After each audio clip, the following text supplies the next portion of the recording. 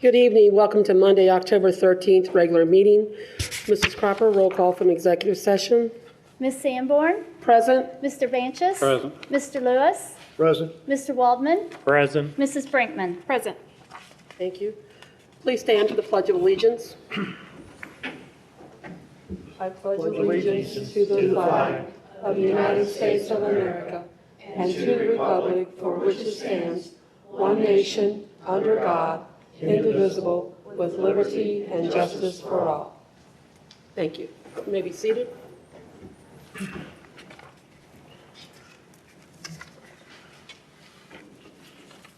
Public comments. We have two. Mrs. Lyons, the importance of the letter C in our district.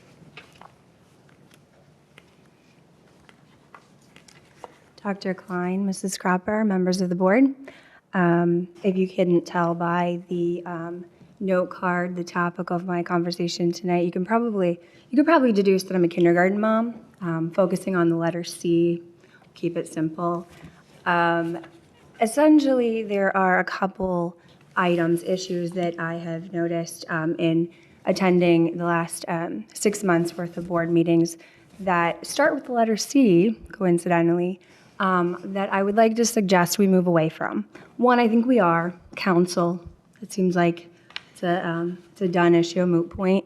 Moving forward, I still happen to hear the word Common Core come up more than I would care to hear in a board meeting, only because it's not the right time and place. There are so many more important things that we can address together with your help. I would like to focus the conversation more on another list of C words that I happen to think are more important to our district.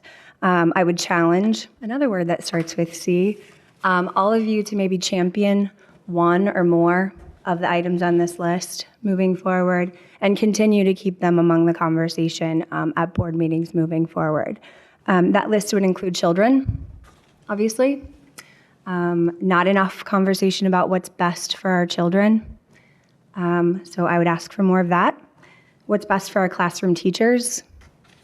I've heard a lot of comments about things that might not be best for our classroom teachers, so I would encourage you to bring more to the table about what is best for classroom teachers, because of course anything that's best for classroom teachers is ultimately what's best for our children. Curriculum, which is very different from Common Core standards. Jim and I have had some conversations around that.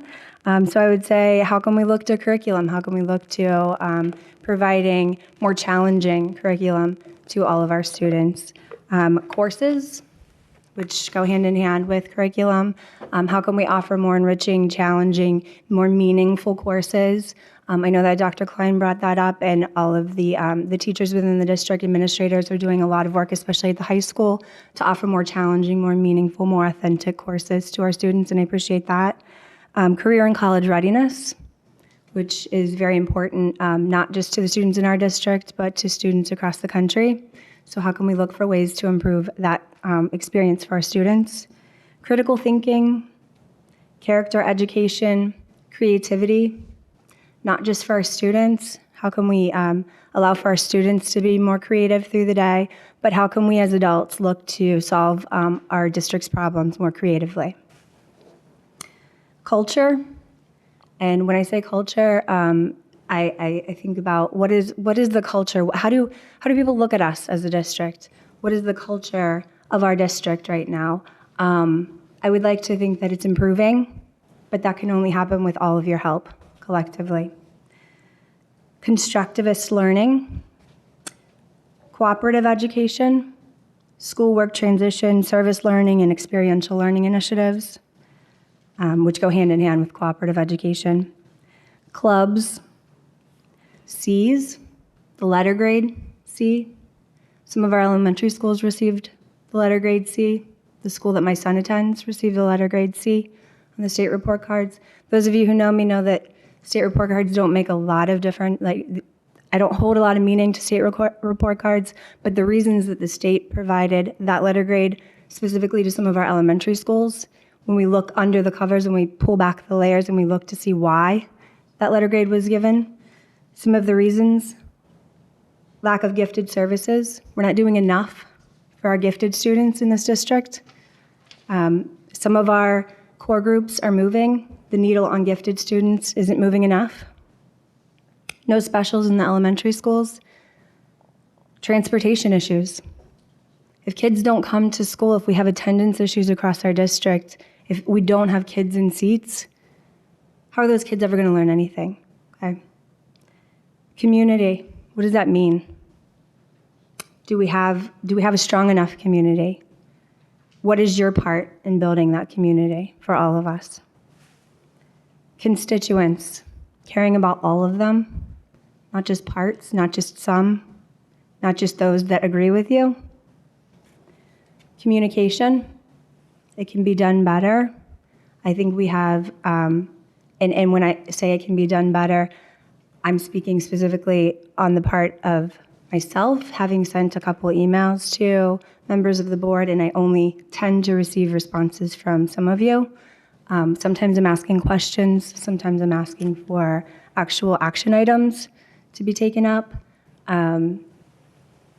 Collaboration and consensus. I see that that's happening a little bit more. The needle's moving on that one.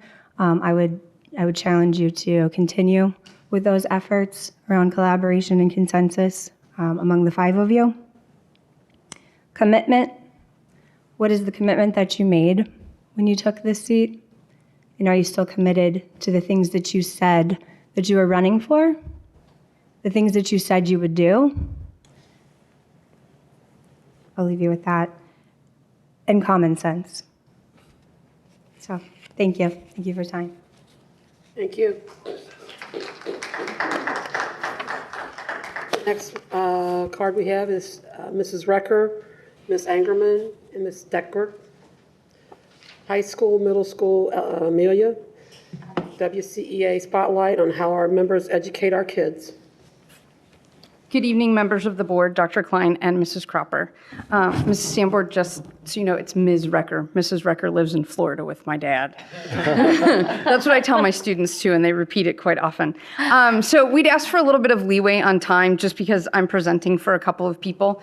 Mrs. Maynard couldn't be here with us tonight, so I'm going to be presenting part of the middle school for her. She had an emergency come up and was unable to attend. So we decided at our last WCEA meeting that, you know what, we spend a lot of time in the board and talking about like the board and WCEA, and it's about contract issues, but or you know, other things. But that's not what we're really passionate about. You know, we love our contract, but it's not what we do every day, and it's certainly not what we talk about every day. So we want you to know what we're passionate about every day, and that's educating our kids.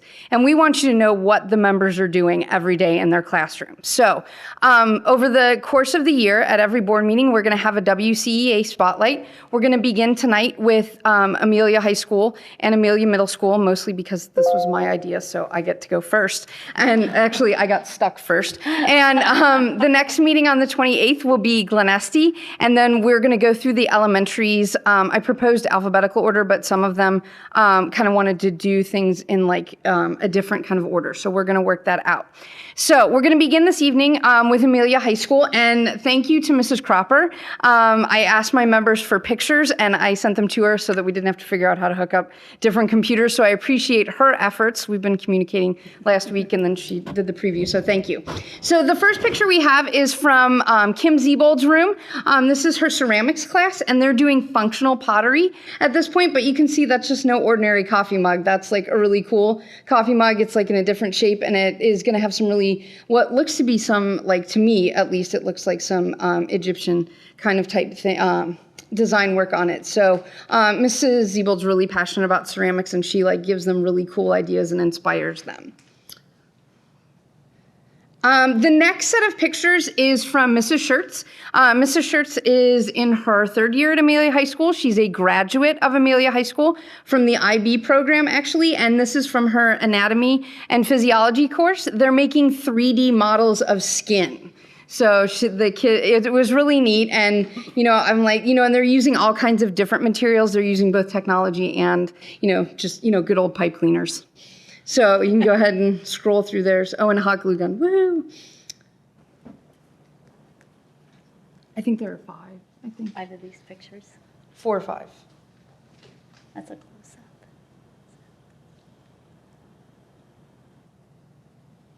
And the next set of pictures are from my own classroom. I chose to spotlight my IB history class. This year we're working on paper 1 and 2, and we're currently studying the Arab-Israeli conflict.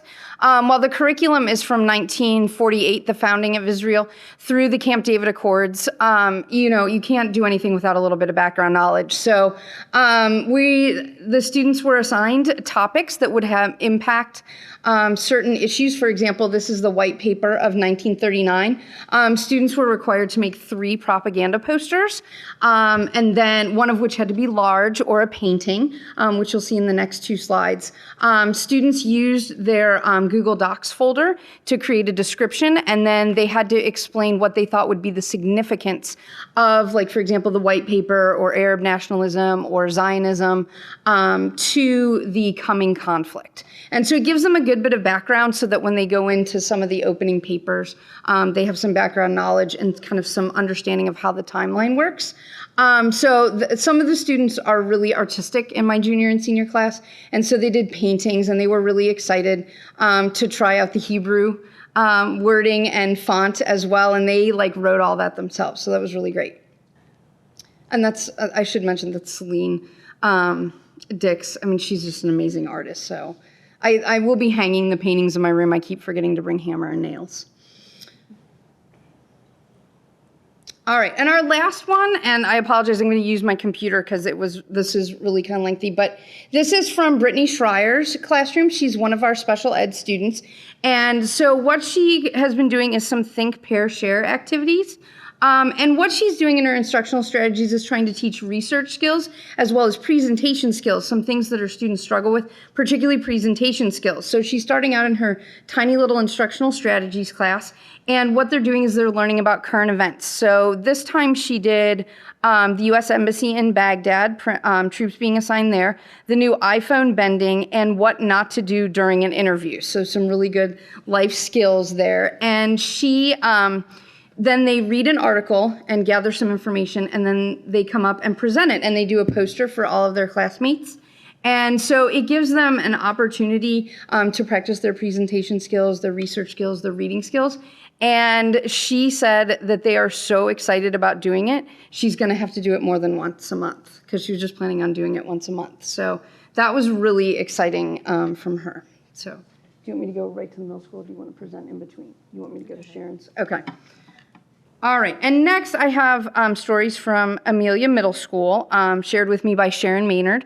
Sharon Maynard and Kendra Ackerman are our association reps at the Amelia Middle School. And Sharon heard from Holly Capps, who said, I am loving the smart board in our classroom. She gets to use it every day, not just her, but the kids too.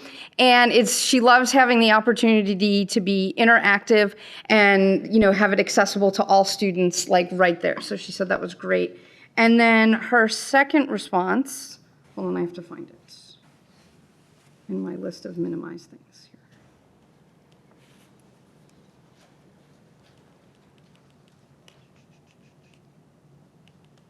here.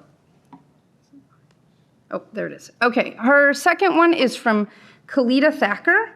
And so she's a 7th grade language arts teacher, and she's currently working on The Giver in class. And so the students have been assigned to work in groups to create their own utopia, going with the novel. And so what they have to do is create interactive, persuasive presentations using Animoto, Prezi, Powtoons, Google Sites, and/or Google Slides. So they're really making use of these Chromebooks and all of this new technology that all the kids have access to.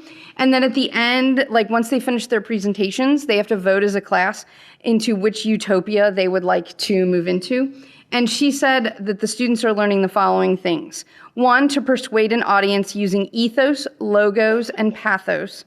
plan the layout of community based on the needs of its people, use technology to create a finished presentation, use nonfiction texts. In this case, they're using both websites and then literature, The Giver, to formulate their idea of a perfect society, work cooperatively and share ideas using technology and face-to-face communication.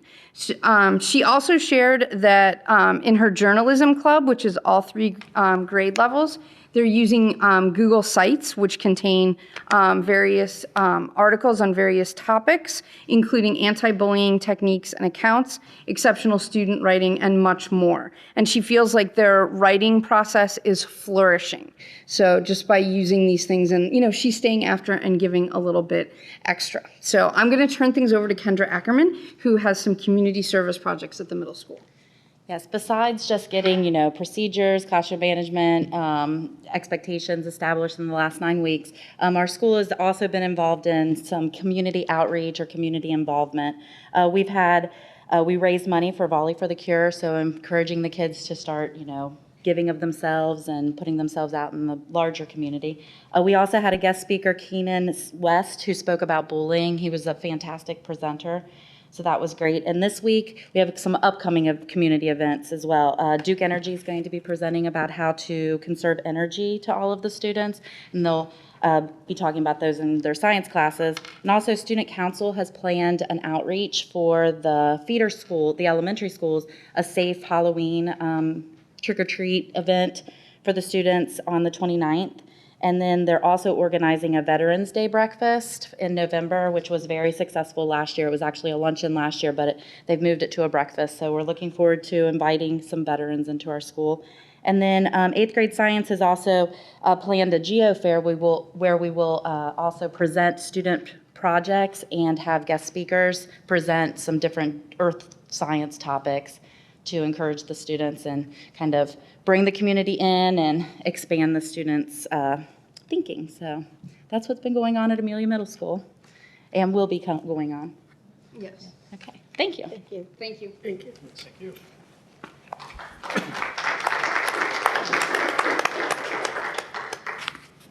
Mrs. Cropper, approval of minutes. Sorry, if you could just give me a little bit here to get the computer back on.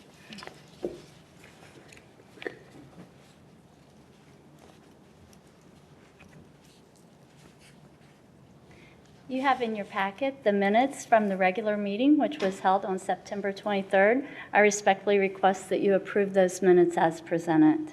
You've heard the recommendation from Mrs. Cropper. Do we have a motion? So moved. And a second? Second. All right, discussion? Roll call, Mrs. Cropper? Mr. Banchis? Yes. Mr. Lewis? Yes. Mr. Waldman? Yes. Mrs. Brinkman? Yes. Ms. Sanborn? Yes. Treasurer's business, donations, Mrs. Cropper?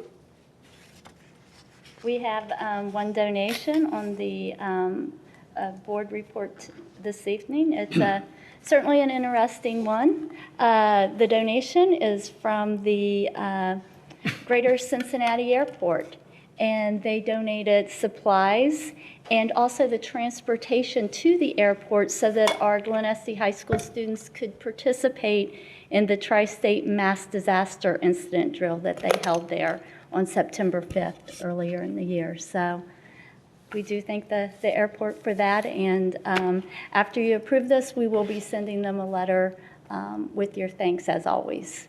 I respectfully request that you approve that donation as presented.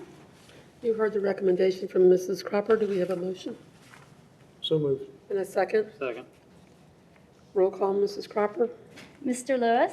Yes. Mr. Banchis? Yes. Mrs. Brinkman? Yes. Ms. Sanborn? Yes. Mr. Waldman? Yes. Motion carried. Treasurer's comments, Mrs. Cropper? The next thing on the agenda is the Health Insurance Consortium. Again, the trend towards good news continues. I am bringing a recommendation to you tonight to join the Healthcare Consortium. It's called SWISH, and it is made up of several school districts within the area. It's made up of Forest Hills, Indian Hill, Lebanon City Schools, Milford, Northwest, and Southwest, and Winton Woods make up the consortium. The documents that we went over previously when we were considering this are also in your board packet tonight. And as you can see, this process started with a bid. Bids were put out to Anthem, Humana, Medical Mutual of Ohio, United, and Swish. And the quotes came back with staying on our own, a negative 0.9% decrease. Swish came in at 2.7% decrease in health rates for our current plan. So the great news continues. At this point, we are recommending to join Swish. We think that beyond the rate, there are several benefits that we'll have there. Within the consortium, because we are going to be one of the bigger school districts, we will get 2 votes in the consortium, not just 1. Any school district that insures over 500 employees will have 2 votes in the consortium. So in the current consortium, it will be us, Forest Hills, Milford, and Northwest that will have 2 votes within it. The other thing that we're pretty excited about within the consortium is there's going to be access to greater data. With all the HIPAA laws, we will not see who is using what aspects of the plan, but we will see what services are being taken by our employees.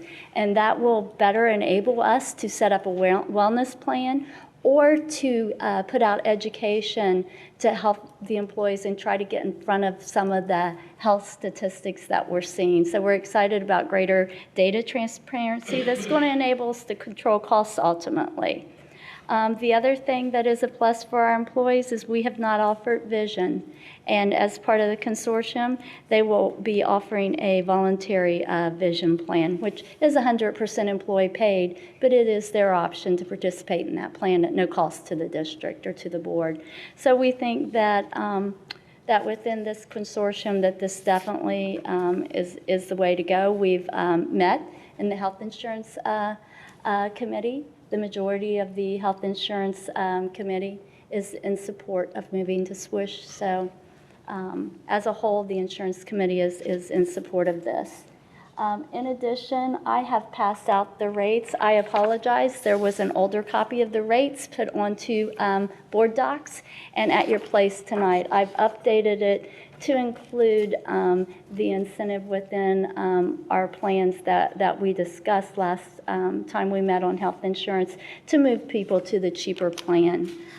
Even with that contribution to the health savings plan, anyone who moves there will be a cheaper cost for the board other than the PPO. So we've put that incentive in that we talked about last time. And as I said, that incentive was left off of board docs, and I do apologize for that. That said, the administration recommends that the board vote to join the Southwest Ohio Organization for School Health, SWISH, effective January 1, 2015. You heard the recommendation from Mrs. Cropper. Do we have a motion? So moved. And a second? Second. Discussion? Did we ever bring resolution to the dropping off of the EAP, the Employee Assistance Program? We did, and our broker is going to make sure that that is included in our portion of the plan. Perfect. Thank you. And that is the good thing. I neglected to mention that. The good thing about Swish is we would continue to have our own plans, our own provider. It stays with Anthem. So it just, everything about it kind of made sense. Seamless to our employees. Mm-hmm. Good. Yeah. And in your future, are we going to have a flexible spending plan on there? So that We they do can- have a flexible spending plan, which is separate from our health insurance that our employees participate in now. That, of course, is 100% their own contribution. If you have if you are in the high deductible health care plan with the health savings account, you cannot also have the Section 125. But we do have the Section 125 for those who wish to stay in the PPO and participate in that. Okay. Any other discussion? Roll call, Mrs. Cropper. Mr. Banshees? Yes. Mrs. Brinkman? Yes. Mr. Waldman? Yes. Mr. Lewis? Yes. Ms. Sanborn? Yes. Motion carried. Treasurer's comments? That concludes the treasurer's report for this evening. Thank you. Thank you. Superintendent's business, overnight field trip request approval. Yes, I have two field trips for your consideration and hopeful approval this evening. The first is Summerside Elementary. It's their turn to have something on the agenda for their Camp Campbellgard trip. That is scheduled for November. It's coming up very quickly. That's the first one. The second one is Glen Estee High School Dance Company. As has been tradition, they usually try to take a spring break trip where they actually are performing on a cruise ship. I keep asking why, if they need additional chaperones, and I don't get a response. Actually, I did get a response once. They said I had to sing and dance, and that kind of brought an end to it real quick. So that is a regular field trip that we have approved in the past. It does take place over their spring break. And we do have, quite honestly, a lot of families that travel with the kids for that trip as well. So with that being said, I'd like to respectfully request approval of both the Summerside Elementary trip to Camp Campbellgard in November, as well as the Glen Estee Dance Company trip to Port Canaveral, Jamaica, and Haiti in April of 2015. You've heard the recommendation from Dr. Klein. Do we have a motion So moved. and a second? I'll second. Mr. Lewis. Discussion? Roll call, Mrs. Cropper.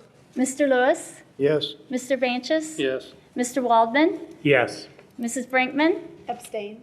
Ms. Sanborn. Yes. Motion carried. Personnel? That was a mom abstention, right? Mom abstain. Mom abstention. We'll give you that one. Under the personnel agenda tonight, we do have several resignations for a variety of reasons, including retirement.